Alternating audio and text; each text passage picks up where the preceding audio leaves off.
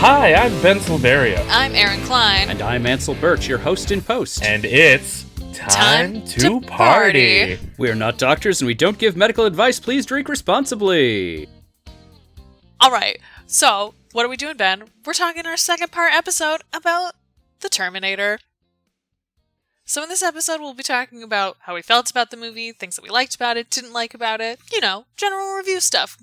Some of these movies that we'll be talking about are things that we have seen before, and spoiler, a lot of them are things I've never seen before, and so it's interesting seeing what all we've just skipped over in our cultural knowledge in time travel. I've been finding that really interesting as we've been doing these.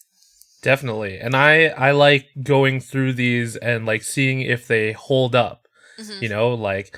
Seeing them with the lens of someone living in 2020, looking back. We had a lot of fun revisiting James Cameron's The Terminator, but I gotta say, I forgot so many things about this movie.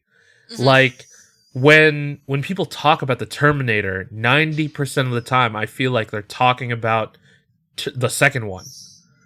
Because some of the most iconic moments of the franchise come from the second one. Even though they were present in the first one, the image in your head is always Arnold doing the good guy stuff instead of, spoiler alert, instead of doing all the bad guy stuff in this one. It's funny because I've only ever seen the first Terminator, so I've never seen the second one. I that cultural stuff I know, and I'm familiar with, you're saying, kind of the more well-known stuff from the second one, and I know a little about the third one because John Patrick was on the X-Files, but I saw the one with Christian Bale, the first one. I think there's two of them. I saw that one in theaters and had no idea what was happening. It was very confusing to drop into a series where you're I don't know what the fuck is going on here. So, yeah, that is not an experience that I have. I've only seen this one, and I think I've only ever seen it one other time before, and so I had also forgotten a lot about it.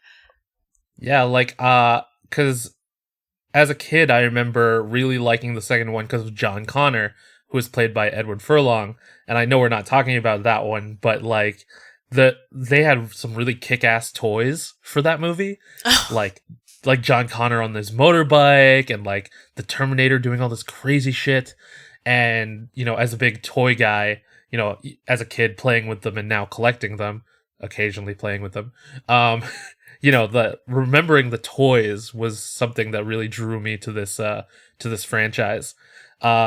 Even the later movies, even one of the more recent ones with Emilia Clarke, there was some cool tie-in merchandise for these movies.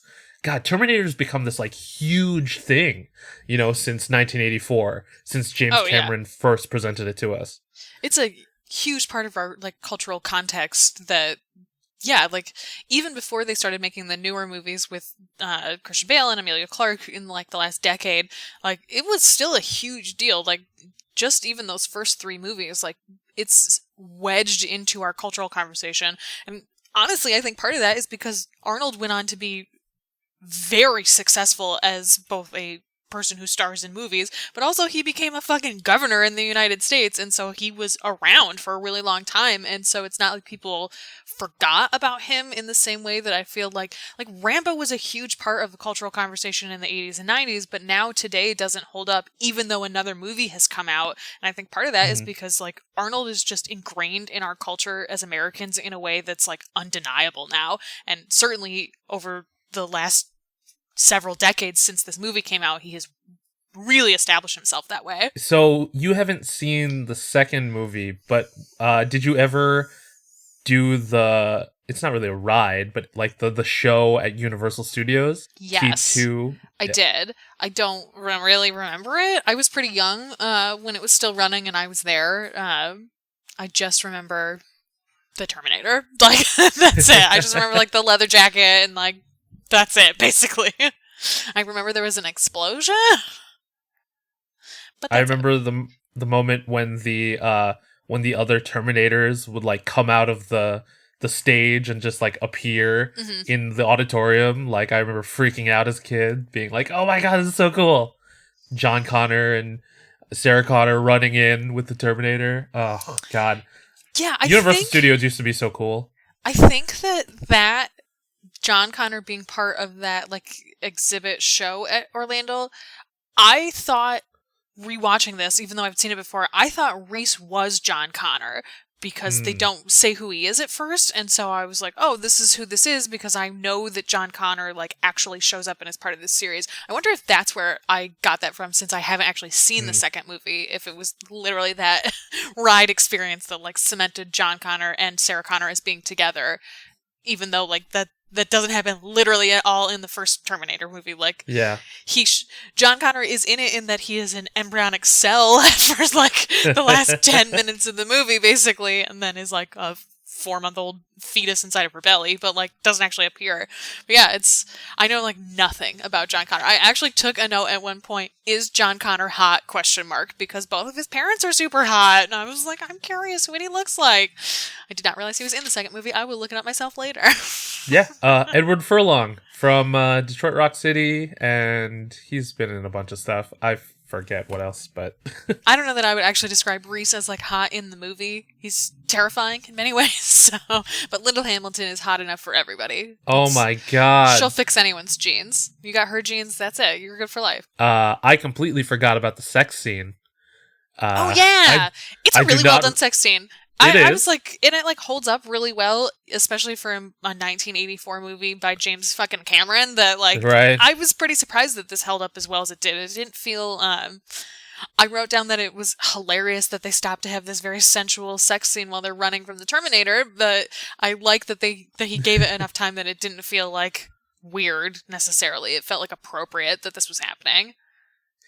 At the end, during her like monologue to John, when she says like, "Oh, we only knew each other for a few hours," in my head, I heard Frozen. You know, you can't marry someone that you just met. Oh. But turns out in fairy tales, you can do whatever you want. So. Yeah.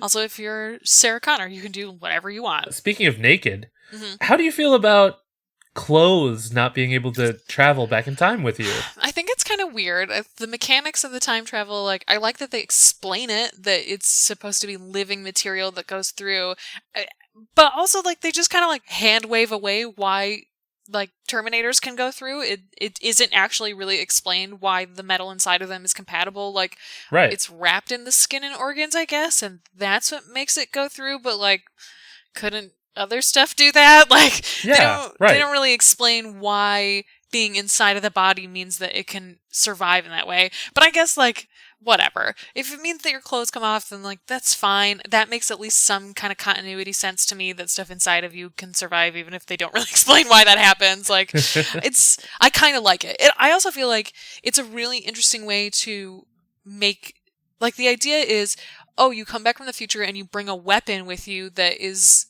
unknown to the present day, and so it's a very clever way to immediately get rid of that. Like, no, I couldn't bring anything back with me from the future because all of the dead material dies when you try to bring it through. I can only bring my organic body through. And so I like that. I like that it immediately establishes this science, quote unquote science, about how this time travel works, that explains why they don't do more to kill Sarah from the Terminator's point of view, and why John doesn't do more, or not John, that's not who that is, why Reese doesn't do more in order to protect Sarah by, like, bringing back additional weapons or, like, riot gear. I was trying to think of, like, the armor that they wear, but it really just looks like police riot gear, so I don't even know how effective it would be. But, like, that he can't even bring any of that back. Like, all I can bring is my own body and my knowledge, and that's what's going to protect this person. So I liked that. I thought it was an interesting choice. It's not the way that I would choose to do time travel all the time, but I think in this universe, they really needed to establish a reason why they didn't bring more technology back from the future, especially something like Arnold. Why would he not bring back everything in his power to kill this woman? So I like it. As a storytelling device, I think it's very clever. Definitely. Yeah, it does create this interesting dynamic that the storyteller, you know, has to work with. You know, it does firmly establish a rule in this universe. And I mean, some of the later movies get a little convoluted in terms of storytelling, but I think for the most part, this one rule really holds up throughout the Terminator franchise. So it does challenge the storyteller a little bit by being stronger or creating creating elements of the story that still fit within those parameters. Mm-hmm. Yes, I agree. It's surprising how well it holds up, the writing and the storytelling. I was really surprised when I got to the end of it. Like, oh, this is usually when you pull an action movie out from 1984, you kind of expect more like offhanded like racism and sexism, and like it never felt like that. And I think part of it is that it's centered around a woman and that the story is supposed to be very woman forward, and I like that. And so I think that's kind of why it drifts away from that. But it's, I was really surprised how well the writing and the storytelling held up in general. That I was really pleased with that.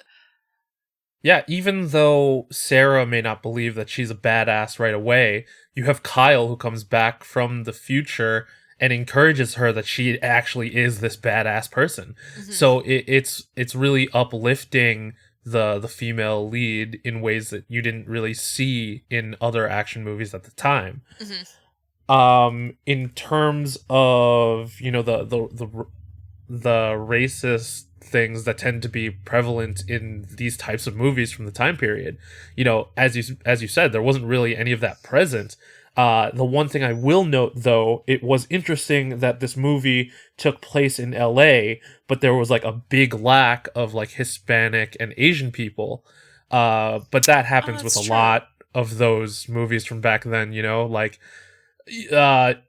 I completely forgot it was LA. I just, for some reason, I was like, oh, they're in New York. I don't know if it was just like the sergeant that I was like, this dude feels New York as hell to me. And so I just decided it was New York. But that's true. I did forget that it was Los Angeles. It is like noticeable that there's like no Hispanic people in it whatsoever. Yeah, right. It's not until the end when Sarah goes to that gas station that she really encounters any Hispanic or Spanish speaking people. Yeah, that's weird. Like, I don't recall any Asian people even being anywhere in this movie. Like, you'd think there would be some because it's LA, but true. But it's LA and it's like white. It's cops chasing after a white lady, and like Asians and Hispanics are like, nah, I'm not getting involved in that shit. Some big ass white dude with a machine gun's going after this white lady. Deuces. See you later. Yeah, right. See you never, my friends. Like, you know what? I don't blame you. So in that sense, I guess I'm willing to accept it. But you're right. I didn't even notice that there are no Asian people in this movie. Yeah, it stood out to me particularly in the club scene where Kyle first meets Sarah, because like shit, Asians would be dancing like crazy at that place, you know, especially in California. But you know, you just see a bunch of yeah, right. Also, was that the middle of the day? Are people just at a nightclub dancing in the middle of the day? Yeah, I guess you're right. It must have been. I guess it could be like 7 o'clock at evening. Like the sun hasn't set yet, but people are done for the day. Like we don't actually know what time it is. Sarah and her roommate are getting ready to go out also. Oh, yeah. And so that's fair. It's got to be late enough in the day. Right. Or it's Saturday and everyone's like, hooray, it's the weekend. Because she walks off the sidewalk and I'm pretty sure it's daylight outside when she ducks into that bar. Because she's at work. She gets dressed and she goes to work, and then her coworker tells her that the Sarah Connors are being murdered. She goes home to get ready, and then her roommate stays and meets her boyfriend, and she goes out, and it's, I believe, still daytime because she like takes off on her scooter, I believe. Yeah. It's got, the whole movie has like a weird out of time and day feel where like any of it could be happening at any point in the day, and it kind of makes almost as much sense. Like that the climax happens at night works because then you get to see this explosion, but it very well could have happened in the middle of the day and it would have felt just as appropriate, because the whole idea with the Terminator is that it's relentless and it never stops, and it doesn't matter what time of day or night it is, it's still coming for her. Yeah, speaking of the Terminator being relentless, like this almost made it seem like more of a horror movie or like a suspense thriller than an action sci-fi, you know, because like someone like Michael Myers, constantly chasing down the heroine. You have the Terminator constantly chasing down Sarah Connor and Kyle Reese. So it's not even like the time travel was at the forefront of this movie. It was this relentless killing machine coming after you and hiding from it. Yes. And I feel like that's part of what's allowed this movie and this franchise to maintain the kind of cultural currency that it has, is that it is very scary. Like, when he's chasing her through the factory at the end and his body has literally melted away, like, that's very frightening. And I feel like especially in the 80s, when we're, as a culture, starting to understand and accept that, like, serial killers are real, people whose motives we can't understand will just show up and terrorize a community. Like, people were so aware of that in the early 80s and are so aware of the idea that a person could show up in your community and cause violence against you and you can't do anything about it.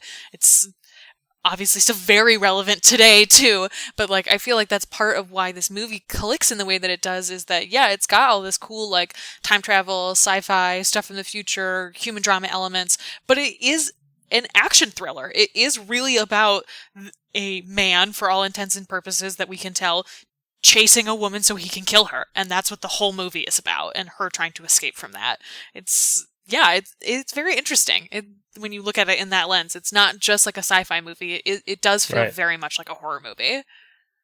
Yeah, and that image of, like, the top half of the skeleton of the Terminator just, like, crawling after Sarah Connor is, like, like zombie level scary, But one of my favorite lines in the movie: "You're terminated, fucker."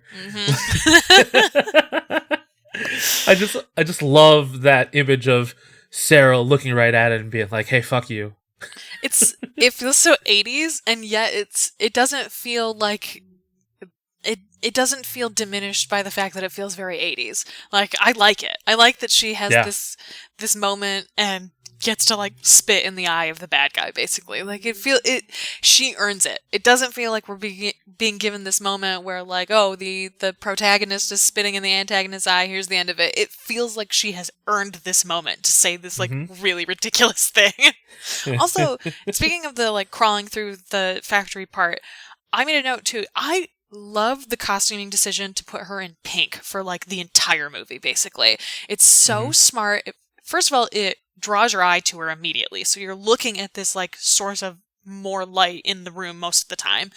And also, like, up until this point in the 80s, and honestly even after this, you don't see a lot of women crawling around in the dirt in pink who survive. Like, it's a sign of someone who's been marked for death in horror movies a lot of the time. That you have this, like, innocent person in this very light pastel-y looking pink color, and she's, like, crawling through a fucking factory and murdering a assassin from the future in this, like, bright pink and white blouse. Like, I love it. It's such, and again, I think it's part of what contributes to the relevancy still of, and that, like, cultural currency of the movie, is that people connect with the visual because it's not what you're expecting from an action hero. And she absolutely, at this point in the movie, has established herself as an action hero. Oh, 100%.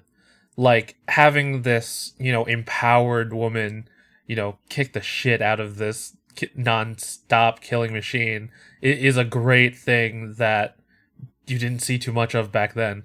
And has definitely added to its enduring legacy. Another thing that contributed to the legacy of the Terminator was the special effects. Like, those scenes in the future were so sick.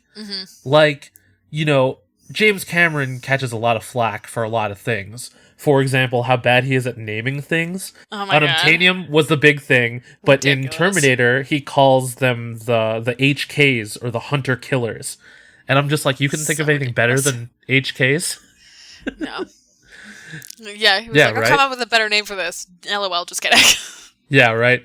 Oh, man, I forgot to change that. But thankfully, the special effects looked so good, I really think the practical effects hold up particularly well. Like, the skeleton, particularly at the end, it's just so well done. And, like, animatronics are fucking cool, and when they're done well and they age well, it just feels like a miracle. They're so fucking cool. But it feels very weird to see the switch back and forth between this like super dope practical effect and then back to like the CGI, which does not it doesn't read at all. It's not the same. It like doesn't hold up in the same way. And so I feel like I would have accepted it more when it was just like, oh my god, this is like the coolest and most up-to-date CGI possible, and my brain will just like switch automatically over to this dope animatronic. But now I see it and I'm like, well, look at that.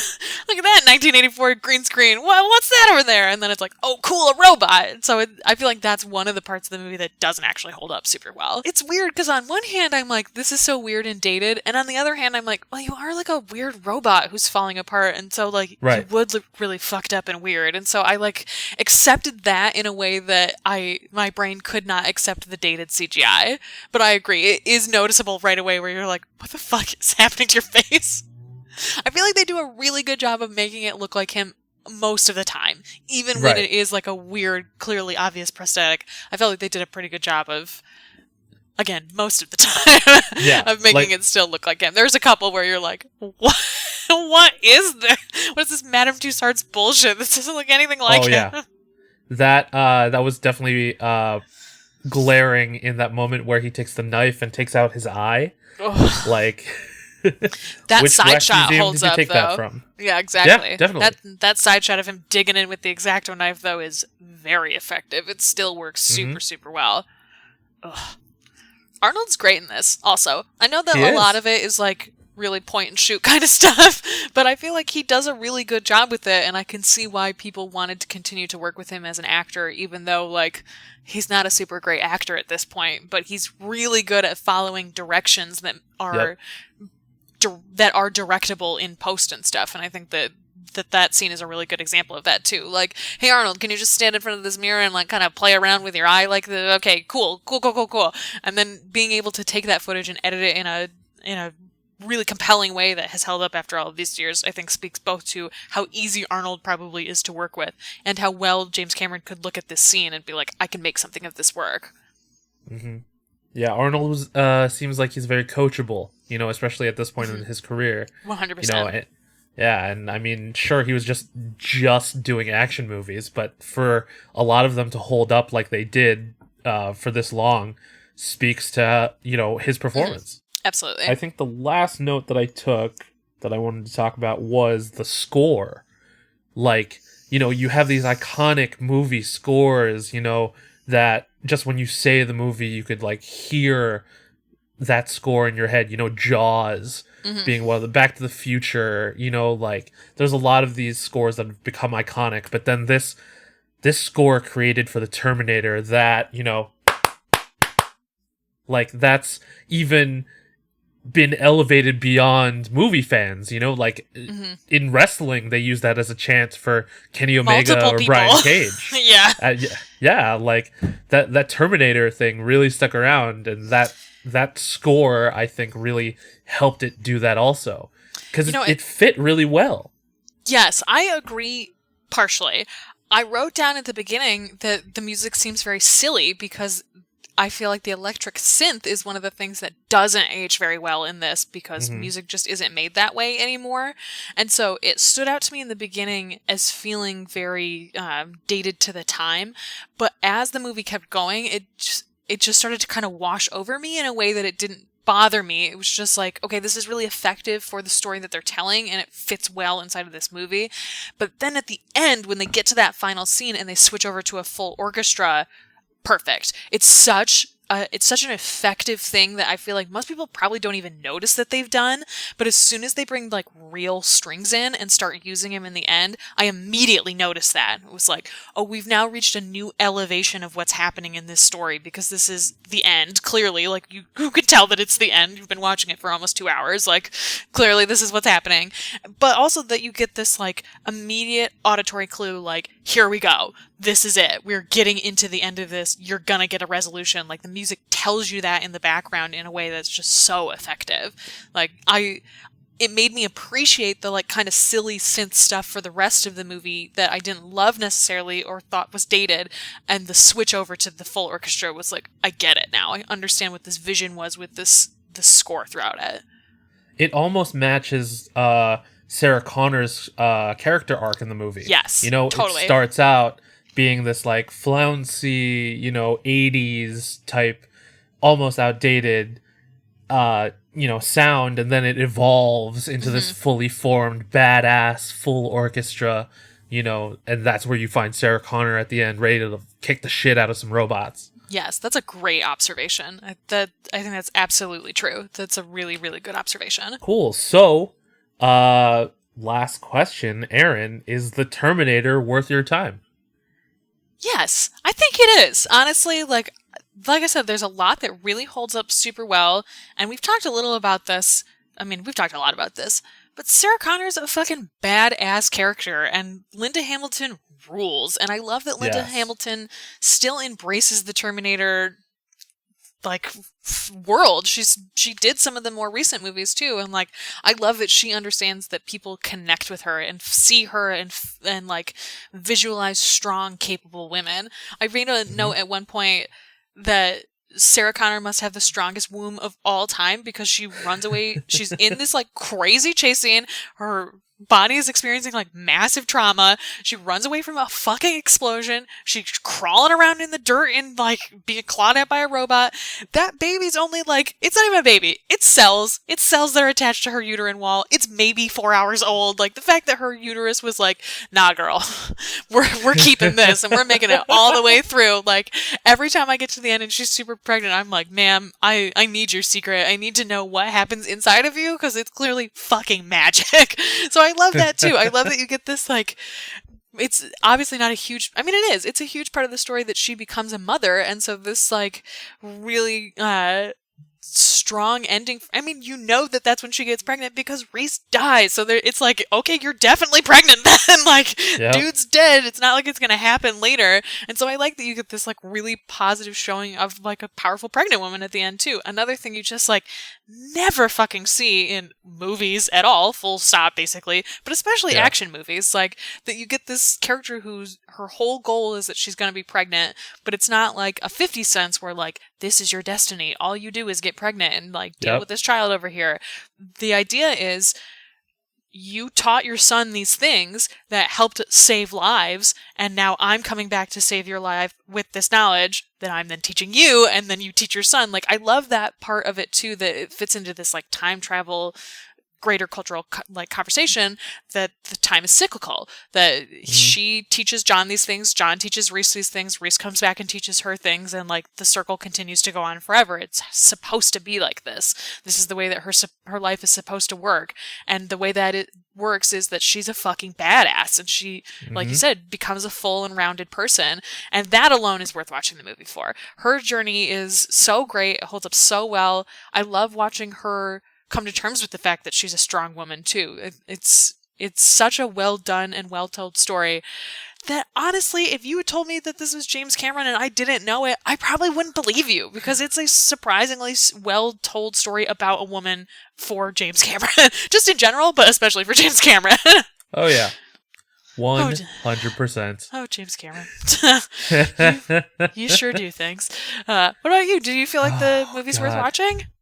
Yes, absolutely. You touched on all of the big points about this movie, but it's just, this has become a staple, not only in time travel and sci-fi, but, it's a cultural touchstone at this point. It's in the Library of Congress as like one of those influential movies that they save, and it wouldn't have gotten there, without good reason. It's definitely worth going back to revisit it, because especially seeing where the Terminator franchise ended up now, and seeing how the last few movies have been kind of convoluted, or, they're a little hard to follow.